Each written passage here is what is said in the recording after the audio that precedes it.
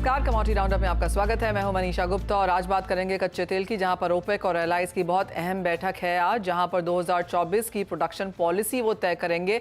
उससे पहले हमने कच्चे तेल को इस हफ्ते में थोड़ी सी बढ़त के साथ काम करता हुआ देखा है, लेकिन आगे जाकर किस तरह का उत्पादन रह सकता है उस पर करेंगे चर्चा।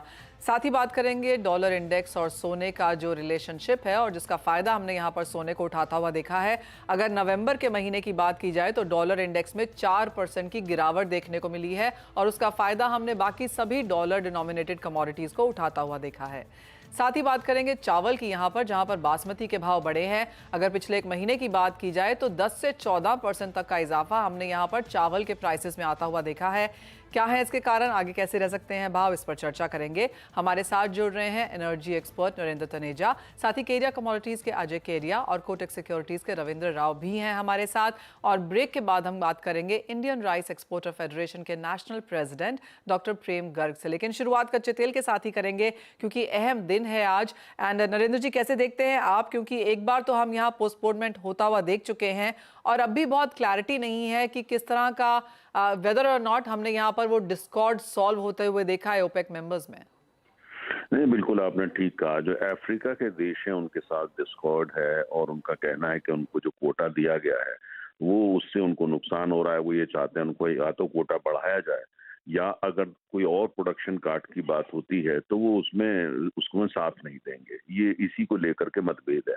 आज की तारीख में ओपेक थोड़ा सा डिवाइडेड हाउस लग रहा है, खासतौर से अफ्रीका के देश हैं उनका नजरिया बिल्कुल अलग है। लेकिन प्रश्न ये उठता है कि अगर प्रश्न मान लिया ये सहमति बनती भी है और प्रोडक्शन कट ये और करते भी हैं तो क्या उसका बाजार पे असर पड़ेगा।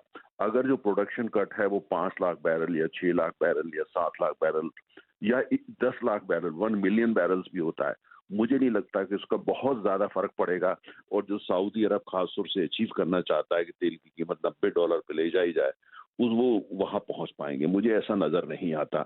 मुझे लगता है कि ये इनको थोड़ा सा इंतजार करना चाहिए और धैर्य रखना पड़ेगा, क्योंकि अभी जो कीमत चल रही है 80 के आसपास, कभी नीचे थोड़ा ऊपर, ये ऐसी है जिसको बहुत ज्यादा देश इसको लेकर के आपत्ति नहीं कर रहे। भारत की इकोनॉमी भी इसको एब्जॉर्ब कर ही लेती है लगभग। अमेरिका भी बहुत ज्यादा शिकायत नहीं कर रहा और चीनी अर्थव्यवस्था आप जान रहे हैं कि वो परेशानी से गुजर रही है। तो मुझे लगता है ओपेक का प्रयास है खासतौर से सऊदी अरब और इराक का कि तेल की कीमत को $90 पर ले जाए और उसी के लिए सारा जो है माथापच्ची हो रही है और कहीं ना कहीं प्रोडक्शन कट और की बात भी हो सकती है। लेकिन मुझे लगता नहीं है कि कम से कम इमीडिएट फ्यूचर में अगर प्रोडक्शन कट सब्सटेंशियल है, बहुत ज्यादा कर दें, मान लिया 2 मिलियन बैरल्स कर दें, तो जाहिर है कीमतों पर असर पड़ेगा। लेकिन अगर वो 2 मिलियन बैरल्स का करते हैं तो फिर उसमें कुल मिला करके उनको थोड़ा नुकसान भी होगा कि कहीं ना कहीं रिन्यूएबल्स है, हाइड्रोजन है, उस तरफ दुनिया और तेजी से जाने लगेगी। तो मुझे लगता है आपको इंतजार करना पड़ेगा। लेकिन मेरा अपना मानना है कि अगर production cut 5 lakh barrel 6 lakh barrel ये बढ़ा देते हैं तो जितना अभी तक है उसमें ये ऐड कर देते हैं, उससे कोई कीमतों में असर नहीं पड़ेगा। कीमतें 80 के आसपास ही घूमेंगी। ओके अच्छा मिस्टर तनेजा, कुछ रिपोर्ट्स तो ये भी हैं कि जो कट है वो as much as 1 million barrels per day हो सकता है। आपने कहा कि अगर बहुत ज्यादा डीपन कट कर दिया तो शायद प्राइसेस ऊपर जाते हुए दिखाई देंगे। तो हम दोनों सिनेरियो में समझने की कोशिश करेंगे। अगर एंटिसिपेशन से ज्यादा कट डीपन होता हुआ दिखाई दिया तो मैक्स प्राइसेस कहां तक जा सकते हैं, और अगर ऑन एक्सपेक्टेड लाइंस रहा तो क्या रेंज आप देखते हैं? देखिए, अगर जो इसी को लेके इनकी आपस में बातचीत पिछले 4 दिनों से लगातार हो रही है कि प्रोडक्शन कट जो है ये कितना करा जाए, और जो कहीं ना कहीं इनकी कोशिश है कि प्रोडक्शन कट इतना करना पड़ चाहे जितना जरूरी है करें, लेकिन कीमत $90 पे लेकर के जाए। अब मुझे लगता है कि इस पर सहमति अंदर नहीं बन पा रही है। जो सहमति बन पाएगी, मान लिया वो बनती भी है, तो 8 लाख बैरल 5 लाख बैरल, बहुत ज्यादा हो गया तो 1 मिलियन बैरल्स अर्थात 10 लाख बैरल। लेकिन 10 लाख बैरल प्रोडक्शन कट अगर ये एट 2024 के कोटा में करते भी हैं तो उससे कोई इमीडिएट बहुत मार्केट में असर होगा, 2 4 5 दिन तो रहेगा, लेकिन उसके बाद वो जो है उसको मार्केट जो है उसको कहीं ना कहीं अब्जॉर्ब कर लेगी और उसका जो वो न्यूट्रलाइज हो जाएगा, असर नहीं रहेगा जब तक कि इनका बहुत ज्यादा रेडिकल मूव नहीं होता है। रेडिकल मूव को मतलब ये कहें कि 2 मिलियन बैरल्स कर देंगे तो बाजार में बिल्कुल हड़कंप हो जाएगा। लेकिन ऐसा क्या वो सहमति बन पाएगी ओपेक के अंदर? मुझे लगता नहीं है। देखिए, सऊदी अरब जो है बहुत बड़ा प्रोड्यूसर है, स्विंग प्रोड्यूसर भी है। उसकी कोशिश जो है तेल का मार्केट शेयर के साथ साथ कि $90 पर लेके जाना, क्योंकि उनकी अर्थव्यवस्था जो है उसको उसकी जरूरत है, ये उनका दावा है इस तरीके का। लेकिन बाकी जो देश है उनसे सहमत नहीं होते हैं। तो इसीलिए जो आप देखते हैं मीटिंग पोस्टपोन हुई थी, अफ्रीका की बात तो है ही है जैसे मैंने जिक्र किया। लेकिन मुझे लगता है कि इस समय जो हालात मुझे जो नजर आते हैं धरातल पे, मुझे लगता नहीं कि हम 1 मिलियन बैरल से ऊपर जाएंगे प्रोडक्शन कट में ऐड करेंगे जो अभी तक ऑलरेडी चल रहा है। और अगर 1 मिलियन बैरल तक भी करते हैं तो बाजार 3-4 दिन तो बाजार उसको लेकर के नाराजगी दिखाएगा और कीमत ऊपर जाएगी, लेकिन उसके बाद जो है वो न्यूट्रलाइज हो जाएगा और उसका कोई बहुत ज्यादा असर नहीं पड़ेगा। One up to 1 million barrels मुझे नहीं लगता कि कोई बहुत असर पड़ने वाला है। 4 या 5 दिन रहेगा, उसके बाद वो जो है खत्म हो जाएगा। और 1 मिलियन बैरल से ऊपर भी आपको लगता है कि बाजार यहाँ पर अग्री नहीं होगा, तो कितना अहम देखेंगे आप आज की मीटिंग को? नहीं, मीटिंग तो बहुत अहम है। मीटिंग दो वजह से अहम है। एक तो ये कि कॉप समिट शुरू हो रहा है और उस पे जो है कुल मिला के बहुत दबाव है कि जो तेल को लेकर के नीति आनी चाहिए कि तेल और गैस का प्रयोग दुनिया जो है आने वाली इतनी तारीख तक बंद कर देगी। लेकिन अब जो इसमें सबसे एक तरह से मैं तो कहूँगा आयरॉनिकल बात है कि जहाँ जो होस्ट है यूनाइटेड अरब एमिरेट्स, जहाँ पे ये मीटिंग कॉप की हो रही है, उसका तो अस्तित्व ही तेल पे है। तो जहां जिस घर में बैठ के आप मीटिंग कर रहे हैं वहां आप ये बड़ा फैसला लेना चाहते हैं कि तेल का अस्तित्व ही खत्म हो जाएगा दुनिया की अर्थव्यवस्था में, तो बड़ा आयरॉनिकल होगा। मुझे तो समझ में नहीं आता ये किस तरह का फैसला होगा। मुझे लगता नहीं इस पर सहमति बनेगी, भारत भी नहीं सहमत होगा। हालांकि बड़े उत्पादक हम नहीं है लेकिन बड़े उपभोक्ता हैं। लेकिन इस तरह का सुना है कि प्रस्ताव आने वाला है, लेकिन उस पर सहमति हो पाएगी मुझे नजर नहीं आता। तो ये भी एक बड़ा फैक्टर है कि माहौल पूरी दुनिया का ऐसे क्या बन रहा है, बाजार का क्या मूड है। लेकिन जैसे मैंने कहा कि अगर जो है वो 1 मिलियन बैरल से ऊपर का होता है कोई फैसला, लेकिन साथ में ये भी हो सकता है कि 1 मिलियन बैरल से ऊपर का फैसला ले ले और ये कहना कि उसका इम्प्लीमेंटेशन जो है अगली गर्मियों के बाद होगा। मतलब मार्केट में तनाव पैदा कर देते हैं जिससे इनको इकोनॉमिक गेन हो जाए, कीमत ऊपर चली जाए, लेकिन एकदम इम्प्लीमेंट ना करना हो। ऐसा भी प्रस्ताव सुनाई में आया है कि कहीं ना कहीं कुछ लोगों का सुझाव है कि ऐसा करा जा सकता है कि 2024 की जुलाई के बाद वो इम्प्लीमेंट होगा। तो लेकिन अभी देखना है कि क्या निकल के आता है। लेकिन मुझे लगता है कि इमीडिएट जो है चाहे जो भी फैसला करें बाजार में बहुत ज्यादा असर नहीं होने वाला। अगर ये रेडिकल फैसला होता है कि 2024 मतलब ये तुरंत शुरू हो जाएगा जैसे नया साल शुरू होता है, तो जाहिर है कि बाजार में उससे थोड़ी परेशानी पैदा होगी। लेकिन डिमांड सप्लाई फंडामेंटल अगर ये ऐसा फैसला करते हैं ये उसके बाद डिमांड एंड सप्लाई फंडामेंटल के अगेंस्ट जाएंगे, कॉप के जो स्पिरिट है उसके अगेंस्ट जाएंगे, जियोपॉलिटिकल जो सिचुएशन है उसके अगेंस्ट जाएंगे। और हमने देखा है कि बार बार ओपेक इस तरह के फैसले ले रही है जो फैसले बाजार में इनके खरे नहीं उतरते। इनकी लाख कोशिशों के बावजूद तेल जो है वो डिमांड सप्लाई और जियोपॉलिटिक्स से चलता है। तो मुझे लगता है कि ये भी असमंजस में है। और जब आप असमंजस में होते हैं और अंदर अंदर की कलह होती है जिससे में आंतरिक कलह है, तो फैसले अक्सर जो भी लिए जाते हैं वो बहुत अच्छे नहीं होते और फैसले जो होते हैं कंफ्यूज होते हैं और काफी हद तक गलत भी होते हैं। जी। शुक्रिया मिस्टर तनेजा आने के लिए और अपने व्यूज देने के लिए हर पर्सपेक्टिव से कि क्या क्या संभावनाएं हो सकती हैं और उसका असर क्या देखने को मिल सकता है। रविंद्र, क्विकली ओपेक मीटिंग से पहले आपने सुने सारे पहलू मिस्टर तनेजा के साथ जो भी बातचीत हुई, ट्रेडर्स को क्या सजेशन दे रहे हैं या अपने क्लाइंट्स को post this before this meeting कैसे ट्रेड लें? आई थिंक जो 1 मिलियन बैरल का एक्सपेक्टेशन है प्रोडक्शन कट का वो डिस्काउंटेड है मार्केट में। इसके लिए हमने देखा कि प्राइसेस में थोड़ी सी बढ़त है। कल के इन्वेंट्री राइज के बाद भी हमने प्राइसेस में एक अपमूव देखा है। That is only because expectation ये है कि शायद से कुछ कट आ सकता है। अगर नहीं आता है अगर कट तो मेरे हिसाब से क्रूड फिर से एक बार WTI 76-75 डॉलर तक चला जाएगा। और अगर कुछ कट आता है तो आई थिंक एक सेंटिमेंटल इम्पैक्ट आ सकता है which might take WTI to around 80-81 dollars per barrel. जैसे मैंने पिछले बार भी कहा था कि 81 से लेके 73-74 का रेंज मुझे लग रहा है। मुझे नहीं लगता है कि कोई मेजर अपसाइड या डाउनसाइड आएगा। बट यस, ओपेक मीटिंग में अगर कोई कट की बात नहीं आती है तो फिर मेरे हिसाब से फिर से वीकनेस कंटिन्यू हो सकता है which might take crude to around 76-75 dollars per barrel. Otherwise मेरे ख्याल से 75 से लेके 80 के रेंज में ही रहेगा। ओके, तो वो $5 की रेंज यहाँ पर कच्चे तेल के लिए बनती हुई। लेकिन बात सोने के लिए कर लेते हैं और अजय 62,500 के आसपास सोना अब यहाँ पर कंसोलिडेट होता हुआ, यहाँ से क्या करने की राय है? Very good morning Mahesh ji. Definitely अगर हम देखें तो कल के सेशन में हमने काफी अच्छी तेजी देखी। डोमेस्टिक मार्केट में हमने लाइफ टाइम हाई लगते हुए देखा, जबकि इंटरनेशनल में हम देख रहे हैं जो पिछला हाई था 2080-85 की रेंज में जा रहा है बट सस्टेन नहीं कर पा रहा है। कल से अभी तक अगर हम देखें तो डॉलर इंडेक्स में कहीं ना कहीं थोड़ा बाउंस आता हुआ दिखाई दे रहा है। की डेटा पॉइंट है अनएम्प्लॉयमेंट और बाकी भी डेटा है, बट मुझे लगता है डॉलर इंडेक्स में एक टेक्निकल थोड़ा पुल बैक पॉसिबल है, जिसके चलते सोने और चांदी में थोड़ा एक प्रॉफिट बुकिंग हम बोल सकते हैं। फंडामेंटल लॉन्ग टर्म तो अच्छे हैं, बट टाइमिंग मुझे लगता है कि अगर हम सोने की बात करें तो एक पुल बैक पॉसिबल है जो 62,100 तक का लेवल एटलीस्ट दिखा सकता है। तो आई थिंक थोड़ा वेट एंड वॉच रखिए, 2 दिन की बड़ी तेजी के बाद मार्केट में थोड़ा पुल बैक पॉसिबल है। तो गोल्ड में मुझे लगता है कि एक बार 62,600 के करीब बेच के चलिए, 62,850 का स्टॉप लॉस रहेगा, 62,150 तक का पुल बैक हम गोल्ड में देख पाएंगे। ओके, रविंद्र, बेस मेटल्स पर क्या आउटलुक लेके चल रहे हैं? जो स्ट्रेंथ बनी उसको ज्यादा बेस मेटल्स होल्ड करने की कोशिश कर रहे हैं। कॉपर ने एक अच्छा मूव दिखाया है, 721 के आसपास अभी भी है। क्या व्यू एज अ पैक और कॉपर प्रिसाइसली क्या स्ट्रैटेजी है? Well I think base metals में जैसे मैं लगातार कहते आ रहा हूँ कि लोअर लेवल्स पे सपोर्ट आ रहा है। कॉपर ने बहुत बारी 700 के नीचे सस्टेन करना ट्राई किया, लेकिन 692 का सपोर्ट जो है वो नहीं ब्रीच कर पाया। और अगर फंडामेंटल साइड से देखें तो फंडामेंटली जो पेरू में माइन स्ट्राइक है वो थोड़ा सपोर्ट किया हुआ है, लेकिन वो भी मेरे हिसाब से थर्सडे तक खत्म हो जाएगा। और चाइना से जो नंबर्स है those are not very encouraging still. Manufacturing में भी स्लो डाउन हमने देखा है कल के सेशन में। लेकिन एक्सपेक्टेशन ये है कि because of all this slow down we might see some kind of more stimulus coming out from China. तो उस वजह से आई थिंक बेस मेटल्स में एक सपोर्ट बना रहेगा। कॉपर में मुझे लगता है कि अगर प्योर प्राइस एक्शन देखे तो वीकली चार्ट्स पे एक बुलिश एंगल्फिंग बना है नियर द 200-डे moving average which is very very strong. तो पॉसिबिलिटी है कि ये अराउंड 730 735 तक का लेवल्स भी दिखा सकता है। और दूसरे कमोडिटीज में जिंक में हमने एक साइडवेज मूव देखा है, बट जिंक में मुझे लगता है कि अभी भी एक अपसाइड आ सकता है।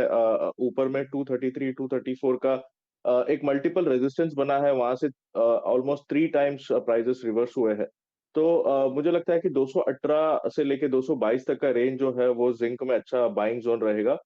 ऊपर में 228 230 वुड एक्ट एज रेजिस्टेंस। अगर उसके ऊपर निकल जाता है 233 234 के ऊपर, then I am expecting it to go to 241। This is a positional view, but intraday perspective से आई थिंक लोअर लेवल्स पे बाइंग किया जा सकता है। तो दोनों में ही मेरा व्यू साइडवेज टू बुलिश।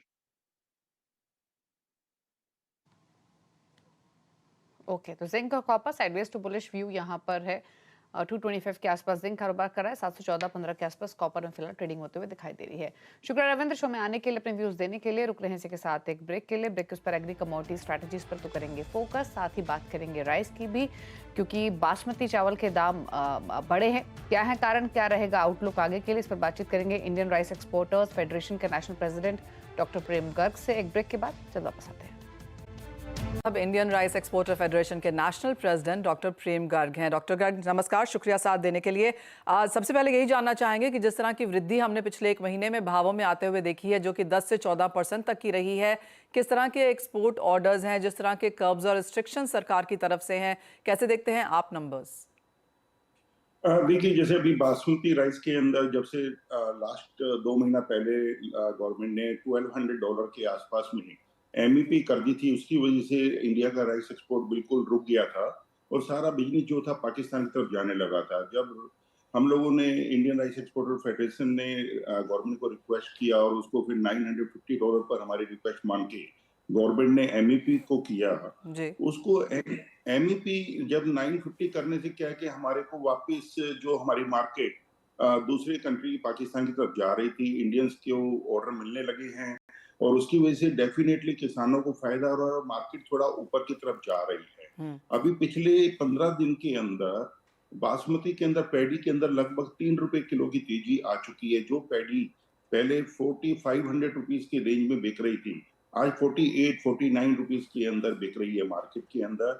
और इसके अंदर ट्रेंड के अंदर हमें लगता है कि बासमती के अंदर इंटरनेशनल मार्केट के हिसाब से लगभग 200 से $300 पर मीट्रिक टन की तेजी आने की उम्मीद है। Okay, doctor Garg, usually as an average annually Bharat कितना एक्सपोर्ट करता है और इस साल के क्या नंबर्स एक्सपेक्ट कर रहे हैं आप? टोटली यदि हम टोटल ओवरऑल राइस को देखें तो total India 22.5 million ton export करता है टोटल राइस को, जिसके अंदर से इंडियन बासमती राइस की हिस्सेदारी लगभग 4.5 मिलियन टन के आसपास है। सो इस साल अभी सीजन चालू हुआ है तो हम लोग अगेन इसी को 4.5 की रेंज को बासमती राइस के अंदर तो अचीव हर हालत में कर लेंगे, पर नॉन बासमती के अंदर क्योंकि गवर्नमेंट की तरफ से एक व्हाइट राइस के ऊपर बैन लगाया गया है और इसको सिर्फ कुछ स्पेसिफिक कंट्रीज को ही परमिशन दी जा रही है जी। और पार बॉइल्ड राइस के अंदर अभी राइस एक्सपोर्ट ओपन है जिसके अंदर 20% एक्सपोर्ट ड्यूटी के साथ एक्सपोर्ट कर पा रहे हैं। तो मुझे लगता है कि इस साल हम लोग जो क्वांटिटी है टोटल एक्सपोर्ट की 12 से 13 मिलियन टन के आसपास में जाकर उठेगी। ओके, ऑल्सो डॉक्टर गर्ग, बाजार का मानना यह है कि जो ये ब्रॉडर रिस्ट्रिक्शंस हमने आते हुए देखी हैं ये 2024 में भी जारी रह सकते हैं क्योंकि इलेक्शन का साल है। ट्रेड इंडस्ट्री कैसे देखती है इसे? बिल्कुल 2024 तक तो किसी हालत में भी व्हाइट राइस के ऊपर गवर्नमेंट इसके रिस्ट्रिक्शन को नहीं हटाएगी क्योंकि इलेक्शन का टाइम है।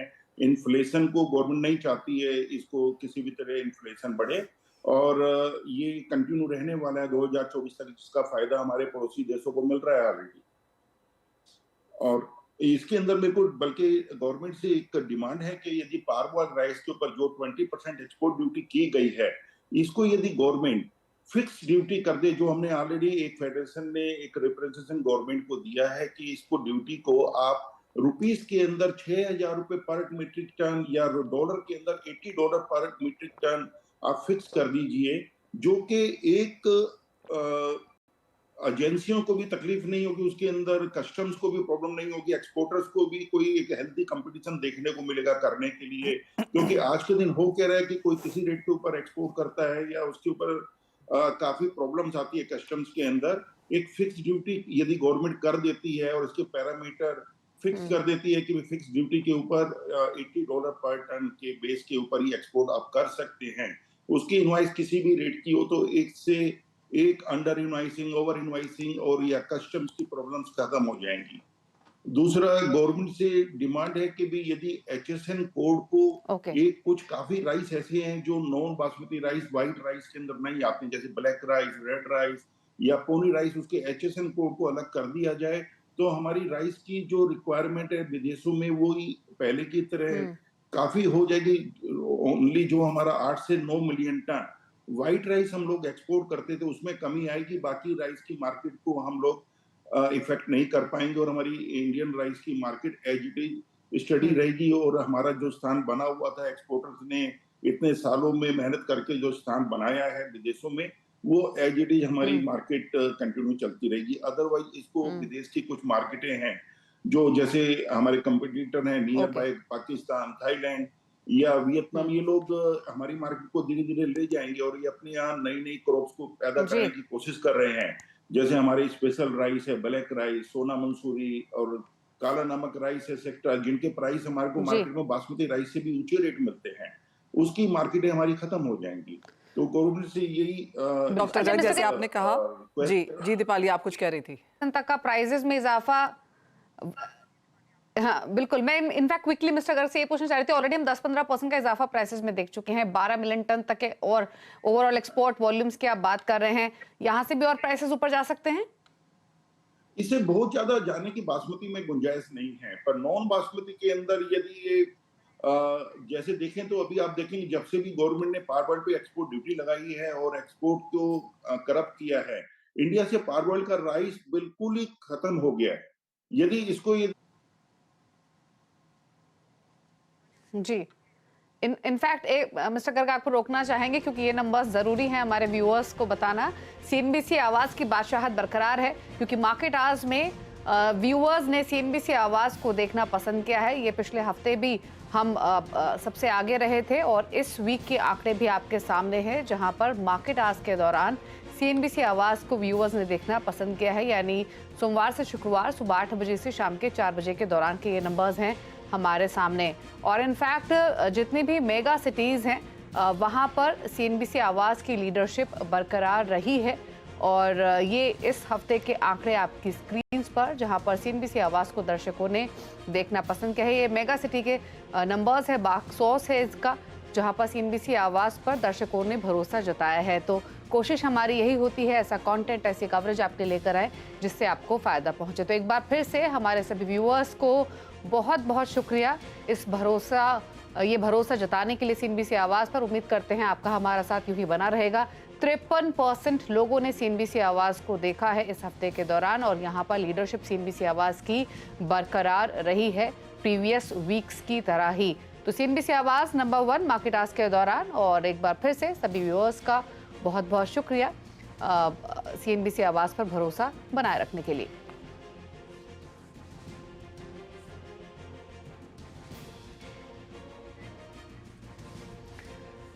चलिए, शुक्रिया मिस्टर गर्ग आने के लिए शो में और अपने व्यूज देने के लिए। और इसी के साथ शो को समेटने का भी वक्त हो गया है। मुझे और मेशा जी को दीजिए इजाजत। ब्रेक के उस पार भी कवरेज जारी रहेगी वायदा मार्केट की फ्यूचर एक्सप्रेस में। नमस्कार।